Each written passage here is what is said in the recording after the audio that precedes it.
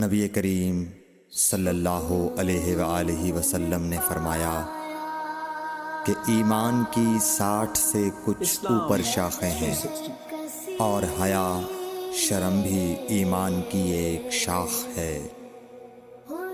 صحیح بخاری حدیث نمبر 9۔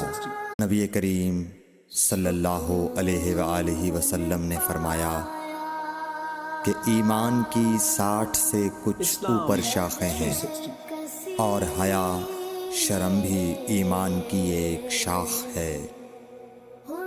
صحیح بخاری حدیث نمبر 9۔